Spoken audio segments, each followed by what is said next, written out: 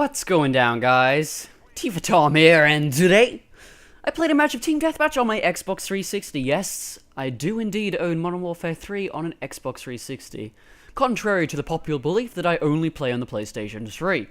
But that is not today's topic. Today's topic is Modern Warfare 3's balancing issues. Now, before you jump straight into it and go, oh yeah, Type 95's overpowered, so's the FMG. Well, that's not what I'm talking about. I'm not talking about what's overpowered. I'm talking about what's forgotten, what is underpowered.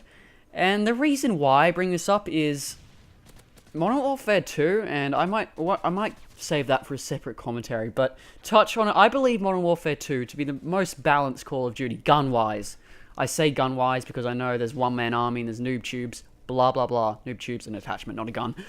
But with this game, with the sequel to that game, they've created so many redundant weapon classes that I just don't understand why they're in there. So let's just jump straight into it. The LMG class, the light machine guns. Have you used them regularly? No. Why? Because they're crap. But why are they crap? The problem is, LMGs, they're slower than assault rifles. Well, basically, they're assault rifles, except they aim down the sight slower, and they move slower. The only good thing about them is that they have a big clip. The bad thing is that they have the same damage as an assault rifle, but they either have a lower fire rate, or really ridiculous recoil. And they just cannot compete, no matter what the range. And there's like 5 or 6 of these guns in that game, and I'm sure a couple of you might have gone, oh, well, LMGs are actually really good. I had blah blah blah game with this. And I'm like, well, you might have got lucky, to be honest. I haven't had much luck myself with them, and it kind of just begs the question as to why they're inputted into the game. You see, assault rifles and SMGs are very well balanced. Assault rifles are the jack of all at close, medium, and, well, they're just the jack of all. They can take out any gun that's not at an advantage at that particular range.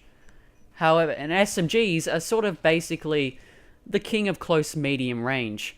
Whilst an assault rifle will give it a run for its money, SMGs can win at a medium range. And close range, the only thing that's going to beat them is the, and I'll get to them later, underpowered shotguns, provided that they're not as inconsistent as they always friggin' are.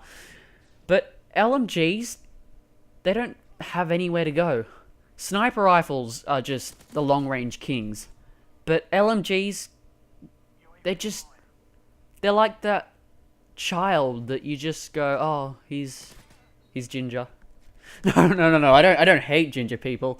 They just kind of scare me, what with their gingivitis and, oh God, I've already insulted a bunch of people.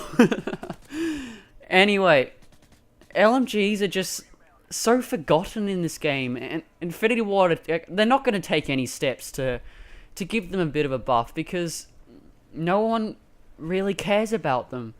They've just dismissed them, like, oh God, I was about to say the ginger thing again, but I'm just coming full circle. And I'm just beginning to wonder why they're even implemented in the game. I mean, they could have just taken them out and just given us another, like, 4 or 5 assault rifles or SMGs instead. And, like, everyone would have still been happy. Except now we have about 5 or 6 weapons that nobody's going to seriously use. They might go, why don't you try get a Moab with a whatever they are, M60. And people go, oh, you be crazy, I'll get it with my riot shield instead. And, well, actually, let's just move on to the shotguns. Shotguns are inconsistent as all hell, aren't they? You shoot someone at knifing range, and they just live. And you're like, what the hell did I do wrong? And, well, to answer that question, you got unlucky. With shotguns, they shoot about 5 or 6 pellets, or bullets, depending on what you want to call them, to help you understand. And the pellet spread of a shotgun is always random. Fun fact though, when you're using a shotgun, aiming down the sights in an Infinity Ward game increases the spread. So if you're trying to hit someone at a longer range, don't aim down the sights. Aim with your steady aim or your crosshairs or whatever, because aiming down sights, you're just not gonna kill them.